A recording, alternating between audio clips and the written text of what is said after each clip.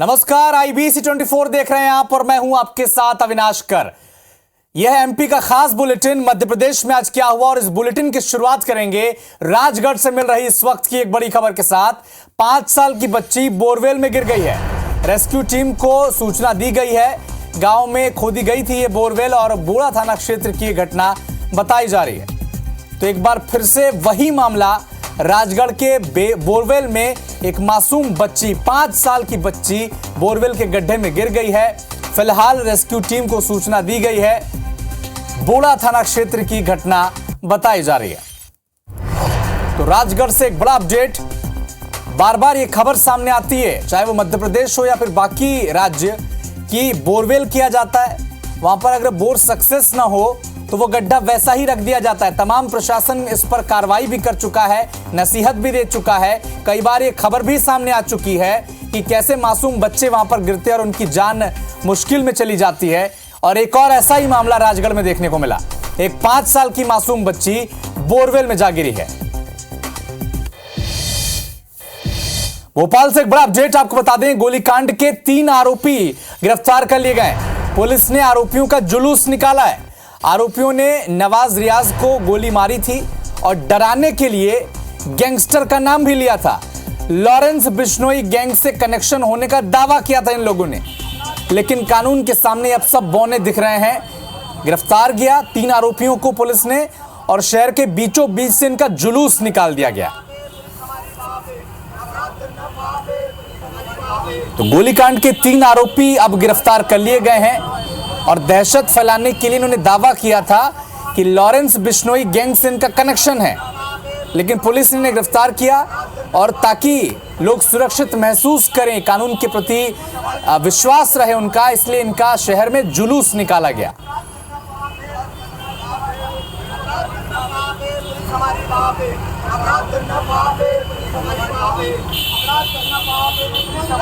अपराध करना पाप है, पुलिस हमारी बाप है, ये नारे भी लगवाए गए हैं इनसे। तो गोलीकांड के 3 आरोपी गिरफ्तार किए गए और जो दावा इन्होंने किया था कि लॉरेंस बिश्नोई गैंग से उनका कनेक्शन है, ये कहकर दहशत फैलाने की कोशिश की गई थी। पुलिस की गिरफ्त में आने के बाद बाकायदा जुलूस निकाला गया। मुख्यमंत्री शिवराज सिंह चौहान ने अपनी लाडली बहनों के लिए एक संदेश जारी किया है। कहा है कि आपने जो स्नेह, आशीर्वाद, प्रेम दिया वो अद्भुत है। अभूतपूर्व समर्थन आपने दिया है। बहनों मैं आपका आभारी हूं, ये शिवराज सिंह चौहान ने कहा है। और ये भी कहा है कि आपके भाई की सदैव ये कोशिश रहेगी कि आपकी जिंदगी में किसी तरह की कठिनाई ना आए। महिला सशक्तिकरण के लिए जब तक मेरी सांस रहेगी वो काम करते रहेंगे। फिर से 10 तारीख आ रही है। लाडली बहन की राशि अब आपके खाते में फिर डाली जाएगी। जो कहा है क्रमशः उसे आगे बढ़ाते जाएंगे और इसे 3000 रुपए तक लेकर जाएंगे। ये संकल्प है, सीएम शिवराज सिंह का संदेश है। ये आपकी जिंदगी खुशियों से भरी रहे, यही आपके भाई की इच्छा है। शिवराज सिंह का संदेश अपनी लाडली बहनों के नाम। मेरी बहनों, फिर से 10 तारीख आ रही है। लाडली बहना की राशि अब आपके खाते में फिर डाली जाएगी कि क्रमशः बढ़ाते बढ़ाते इसको 3000 तक ले जाएंगे। ये संकल्प पूरा करेंगे। आपकी जिंदगी खुशियों से भरी रहे, यही भाई की इच्छा है। धन्यवाद। मुख्यमंत्री पद को लेकर शिवराज सिंह चौहान ने एक बड़ा बयान दिया है। उन्होंने कहा है कि वो मुख्यमंत्री पद के लिए न कभी दावेदार थे और ना भी हैं। पार्टी जो भी जिम्मेदारी देगी उसका निर्वहन वो करेंगे, ये शिवराज सिंह चौहान ने कहा है। मैं मुख्यमंत्री का दावेदार ना तो पहले कभी रहा और ना आज हूं। मैं एक कार्यकर्ता के नाते सदैव भारतीय जनता पार्टी मुझे जो भी काम देगी उस काम को समर्पित भाव से अपनी संपूर्ण शक्ति, क्षमता और प्रामाणिकता, ईमानदारी से सदैव करता रहूंगा। तो इधर मध्य प्रदेश कांग्रेस में नेता प्रतिपक्ष के नाम को लेकर चर्चाओं का दौर शुरू हो चुका है। खबर यह मिल रही है कि जल्द से जल्द दिल्ली आला कमान से नेता प्रतिपक्ष के नाम पर मुहर लग सकती है। नेता प्रतिपक्ष की दौड़ में कई नेता हैं। अजय सिंह राहुल हो, ओमकार मरकाम हो, बाला बच्चन, उमंग सिंघार, राजेंद्र कुमार सिंह, फुंदेलाल मार्को, लखन घनघोरिया, ये सब वो नाम हैं जो नेता प्रतिपक्ष की रेस में हैं। और हालांकि नेता प्रतिपक्ष के स्वाभाविक जो दावेदार हैं वो कमलनाथ हैं, लेकिन कमलनाथ फिलहाल पीसीसी चीफ के पद पर बने रहेंगे और नेता प्रतिपक्ष के तौर पर दूसरे नाम को आगे बढ़ाया जा सकता है। इधर नेता प्रतिपक्ष की दौड़ में चल रहे जो दावेदार थे वो कह रहे हैं कि पार्टी जो भी आदेश देगी उन्हें वो मंजूर होगा।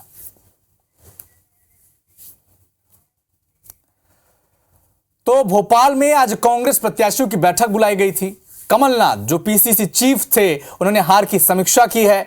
दिग्विजय सिंह भी इस बैठक में मौजूद थे। प्रत्याशियों से 1-to-1 चर्चा की गई और ईवीएम हैक होने को लेकर अगर जब दिग्विजय सिंह से सवाल पूछा गया तो दिग्विजय सिंह ने कहा कि ईवीएम को हैक करने की संभावना रहती है और दिग्विजय सिंह को ईवीएम पर भरोसा नहीं है।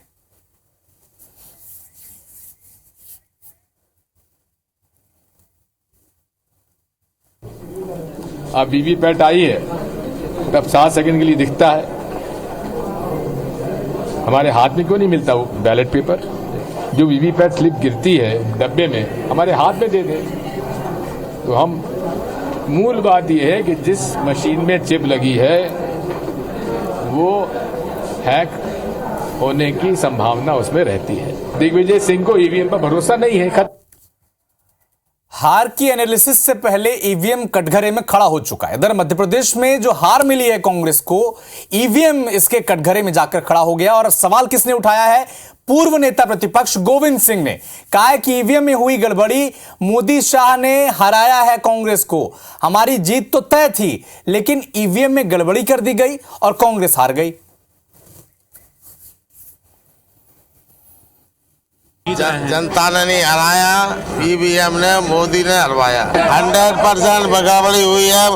8 करोड़ जनता मध्य प्रदेश में कांग्रेस को जिताना चाहती थी। नौजवान, किसान, मजदूर, पढ़े लिखे बच्चे और इसके अलावा व्यापारी भी परेशान था, लेकिन ईवीएम ने मोदी और शाह के इशारे पर कांग्रेस पार्टी की सरकारें हराई।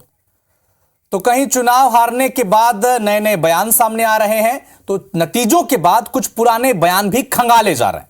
एक ऐसा ही बयान भोपाल में, मुंह काला करवा दूंगा। किसने कहा था? फूल सिंह बरैया ने कहा था कि अगर 50 सीटों से ज्यादा बीजेपी जीत गई तो मुंह काला करवा दूंगा। कांग्रेस के दिग्गज नेता अब उन्होंने ये इस बयान पर जवाब दिया है कि 7 दिसंबर को मुंह काला करवाने जा रहे हैं। हमारे संवाददाता नवीन सिंह ने जब उनसे बातचीत की तो उन्होंने कहा कि मुंह काला कराने वाले बयान पर फूल सिंह बरैया ने जवाब दिया और यह कहा कि 7 दिसंबर को दोपहर 2 बजे अपना मुंह काला मैं करने जा रहा हूं।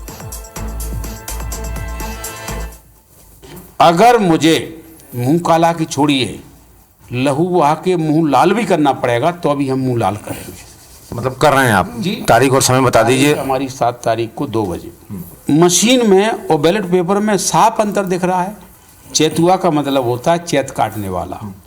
ये नरोत्तम मिश्रा जी की तरफ से एक गाली थी मुझे। विधायक रह चुका हूं, वो चेतुआ कैसे हो सकता है? तो पुराने बयान याद करने के सिलसिले में एक और बयान याद किया गया। कांग्रेस के विधायक उमंग सिंघार ने दिग्विजय सिंह से अपने व्यवहार को लेकर माफी मांगी। क्या हुआ था?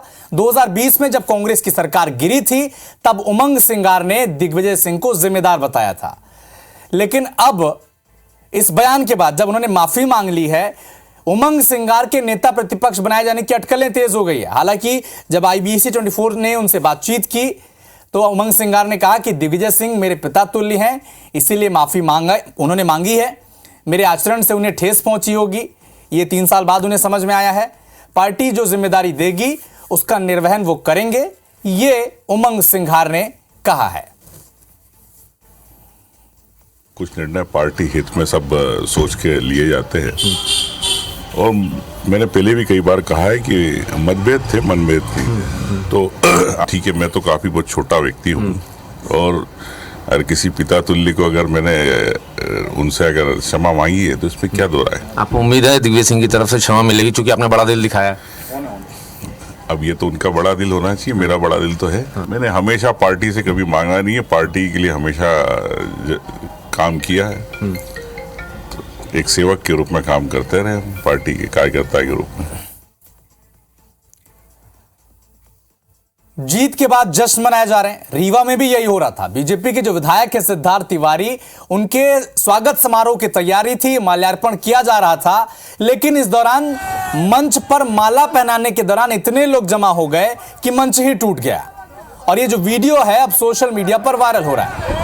नवनिर्वाचित विधायक सिद्धार्थ तिवारी के स्वागत समारोह में मंच में इतने लोग जमा हो गए कि मंच ही टूट गया और नवनिर्वाचित विधायक समेत कई लोग गिर गए। वीडियो वायरल हो रहा है।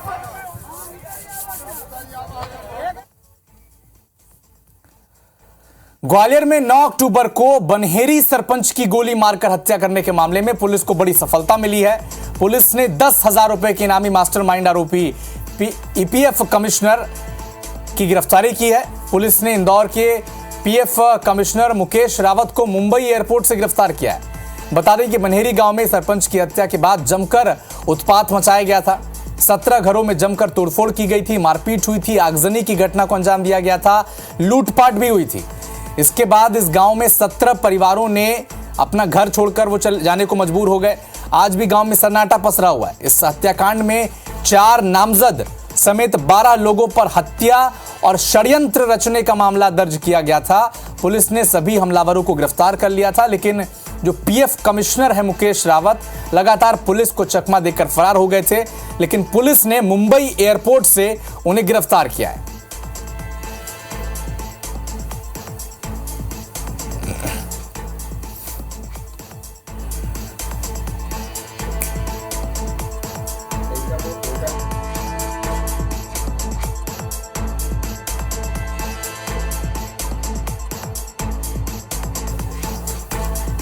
तो एक बड़ी खबर आपको बता दें, सरपंच की हत्या के बाद जिस तरह से वहां पर उपद्रव मचाया गया था, 17 घरों को अपना घर छोड़कर वहां के जो लोग थे उन्हें घर छोड़कर जाने को मजबूर होना पड़ा था। लेकिन अब 4 नामजद समेत 12 अज्ञात लोगों पर केस दर्ज किया गया है और इस हत्याकांड का जो मेन आरोपी था उसे मुंबई एयरपोर्ट से गिरफ्तार किया गया है।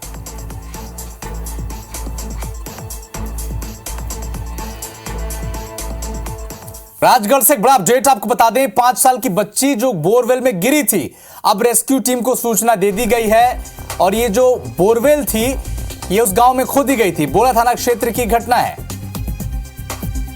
तो एक बड़ा अपडेट आपको राजगढ़ से बता दें, एक 5 साल की मासूम बोरवेल में गिर गई है और रेस्क्यू टीम को इस पूरे मामले की सूचना दे दी गई है।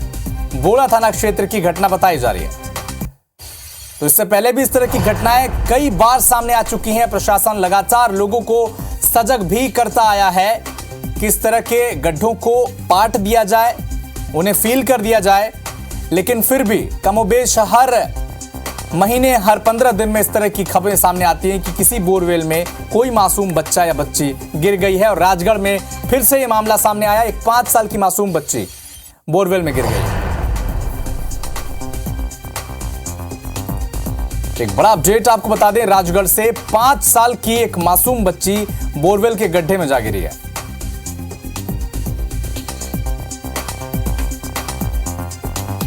तो लगातार मध्य प्रदेश के अलग अलग इलाकों से इस तरह की घटना पहले भी सामने आ रही थी।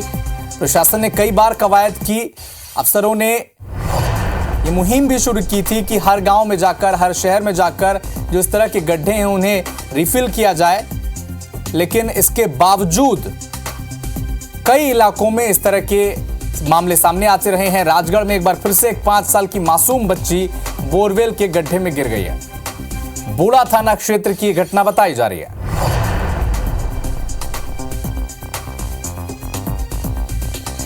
ये तस्वीरें सीधे हम आप तक राजगढ़ की पहुंचा रहे हैं। 5 साल की बच्ची बोरवेल के गड्ढे में गिर गई है। रेस्क्यू टीम को फिलहाल सूचना दे दी गई है। थोड़ी देर में उस बच्ची को बचाने के लिए मुहिम शुरू कर दी जाएगी। तो एक बड़ा अपडेट आपको राजगढ़ से बता दें, ये तस्वीरें राजगढ़ की हैं और इसी गड्ढे में वो 5 साल की मासूम गिरी हुई है।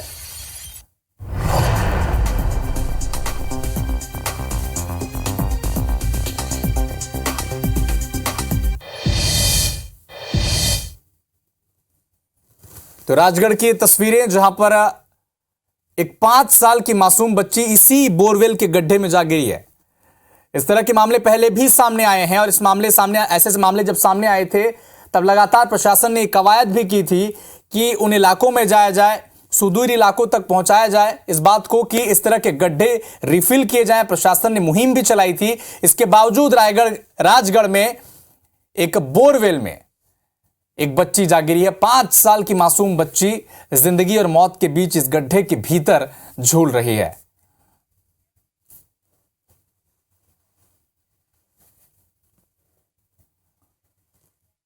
एक बड़ा अपडेट आपको राजगढ़ से बता दें, बोरवेल के इस गड्ढे में 5 साल की मासूम गिरी। अरुण हमारे सहयोगी इस वक्त हमारे साथ फोन लाइन पर जुड़े हुए हैं। अरुण, अभी क्या अपडेट है? क्या रेस्क्यू शुरू किया जा चुका है? बिल्कुल, मैं बताना चाहूंगा कि अभी फिलहाल में प्रशासन की टीम तो यहाँ पे पहुंच गई है, पुलिस प्रशासन मौके पे पहुंच गया है, एसपी और कलेक्टर जो रेस्क्यू टीम मौके पे आ रही है, लेकिन फिलहाल में भी गांव के लोगों द्वारा कोशिश की जा रही है और पुलिस प्रशासन द्वारा कोशिश की जा रही है। फिलहाल में इतनी ही जानकारी अभी मिल पाई है कि लगभग जो ये बोरवेल का जो गड्ढा है ये तकरीबन 150 से 200 फीट गहरा है और इस 150 से 200 फीट गहरे गड्ढे में जो बच्ची जो फंसी हुई है वो तकरीबन 35 से 40 फीट की गहराई पे बच्ची फंसी हुई है, जिसको निकालने का कोशिश और प्रयास अभी किया जा रहा है। मैं मौके पे पहुंच चुका हूँ, लेकिन मैं मौके की बिल्कुल हालात आपको बता रहा हूं। रेस्क्यू टीम पहुंच चुकी। 35 फीट के आसपास बच्ची फंसी हुई है। ये अरुण श्रीवास्तव हमारे संवाददाता मौके पर पहुंच चुके हैं, ये अपडेट हमको बता रहे हैं। रेस्क्यू ऑपरेशन शुरू हो चुका है अरुण वहां पे? बिल्कुल बिल्कुल बताना चाहूंगा, रेस्क्यू टीम यहाँ पे पहुंची है और जारी है। कितनी फीट की गहराई है आप बता रहे हैं? 150 से 200 फीट। प्रशासन ने इस बात की पुष्टि की है क्या? तो 150 फीट के गहरे जो ग्रामीण लोग जो हैं, लोकल के जो ग्रामीण हैं, उनसे मेरी चर्चा हुई है। ग्रामीणों ने बताया है कि 150 फीट गहरा ये बोरवेल है, जिसमें तकरीबन 30 फीट का जो 35 फीट का जो फंसने का बच्ची का अनुमान लगाया जा रहा है, वो पुलिस प्रशासन द्वारा पुष्टि की गई है। रेस्क्यू ऑपरेशन के लिए क्या कुछ कोशिश की जा रही है, उसके बारे में अपडेट दें अरुण। बिल्कुल, मैं आपको बताना चाहूंगा कि फिलहाल जैसे कि यहाँ पे जो फीट नीचे फंसी हुई है, तो बच्ची को ऑक्सीजन देने के लिए ऑक्सीजन सिलेंडर से एक ऑक्सीजन की नली उसमें छोड़ी गई है कि ताकि बच्ची को पर्याप्त ऑक्सीजन मिलता रहे और वहीं उसको निकालने की कोशिशें की जा रही हैं। बच्ची की स्थिति को लेकर कोई अपडेट मिल पाया है? जी, बता दें कि पहले बच्ची की आवाज जो है वो आ रही थी। बच्ची की आवाज शोर को सुनकर के लोगों ने शंका जाहिर की थी कि बच्ची बोरवेल के अंदर है, लेकिन पिछले 1 घंटे से बच्ची की आवाज, जो 1 घंटे पहले की ये घटना है कि बच्ची बोरवेल में गिरी थी, लेकिन अभी फिलहाल में बच्ची की कोई आवाज, कोई आहट उसमें महसूस नहीं हो पा रही है। और प्रशासन का क्या कुछ बयान आया है? इस पर कुछ औपचारिक बयान आया है? आपकी आवाज उस तक नहीं पहुंच पाई है। अरुण, आपको अगर मेरी आवाज आ रही है तो मैं ये जानना चाहता हूं कि प्रशासन की टीम वहां पर मौजूद है? जी बिल्कुल, बताना चाहूंगा, पुलिस प्रशासन की टीम अभी मौके पर मौजूद है। फिलहाल में रेस्क्यू टीम जो है वो राजगढ़ से रवानगी लिए है, राजगढ़ से अभी आ रही है। तकरीबन 10 किलोमीटर जा रहा है। रेस्क्यू टीम मौके पर पहुंचेगी, जिसके बाद में इसको किस सुविधा से, किस तरह से निकाला जा सकता है, वह मुहिम चलाई जाएगी। अच्छा, इस बात को भी जानना चाहेंगे और दर्शकों तक पहुंचाना चाहेंगे कि बच्ची गड्ढे में गिरी कैसे? ये बोरवेल है कहां पे, घर से कितनी दूर है या खेत में है? इसकी कोई जानकारी? बिल्कुल बताना चाहूंगा, पटाड़िया गांव से जस्ट बाहर निकलने के बाद में यह खेत है। खेत में ही जो परिजन है, जो लोग हैं, वो अपना काम कर रहे थे, लेकिन इसमें बोरवेल लगवाया गया था, लेकिन इस बोरवेल के गड्ढे को अधूरा छोड़ दिया गया। इसके ऊपर कोई भी इस तरह से कोई इसको ढका नहीं गया कि ताकि उसमें सुरक्षा हो सके, और बच्ची उसमें खेलते हुए वहां पे गिर गई। चलिए अरुण, आप नजर बना के रखें इस पूरी खबर पर। हम आपसे लगातार इस मामले पर अपडेट लेते रहेंगे। शुक्रिया तमाम जानकारी के लिए। तो फिलहाल इस बुलेटिन में इतना ही, लेकिन देश और दुनिया के साथ एमपी और छत्तीसगढ़ के तमाम अपडेट के लिए आप जुड़े रहिए IBC 24 के साथ। नमस्कार।